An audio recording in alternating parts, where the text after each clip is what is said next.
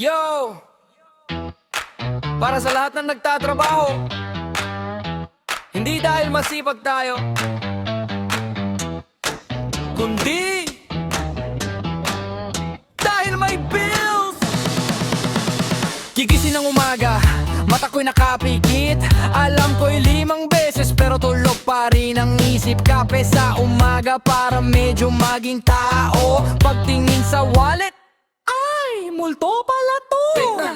Pasok sa trabaho, ngiti kahit pagod. Boss nagsabing good morning, sagot ko'y good lord. OT ng OT, katawan ko'y nagre-reklamo. Pero pagdating ng sahod, saan ka na amigo? May sweldo nga, pero parang dumaan lang. Pumasok sa account, tapos biglang naglaho agad. Bill sa kuryente, bill sa bahay, pati utang kong kapitbahay. Bro, kailan mo papayaran? Ay, sweldo ko, nasan ka?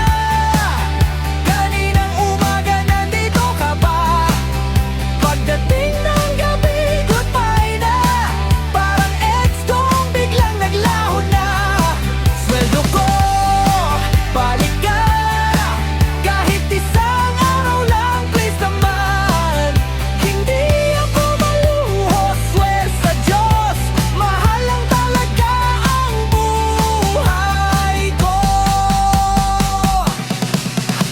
Nag-grocery ako, sabi ko konti lang. Paglabas ng cashier, parang nawala ang laman. 1 kilong bigas, itlog at kape. Presyo sa cashier, boss, installment pa to pwede.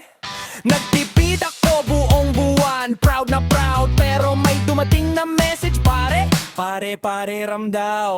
Sabi ko wala kapos talaga ako. Sagot niya okay lang, sa susunod na sahod na lang. Bro, be with me. Buhay overdue, walang atrasan. Kahit pagod, tuloy ang laban. May pangarap, may responsibilidad. At higit sa lahat, may online shopping na nakaisa. Sweldo ko, nasan ka? Hinahanap ka ng buong pamilya. Padala dito, bayad doon. Ako sa dulo, instant millionaire sa utang. Sweldo ko, salamat sa pagdaan. Kahit sandali lang, ika'y aking minahan. Bukas na taon na naman, laban ulit tayo. Kahit ang wallet ko, hangin na lang ang laman nito.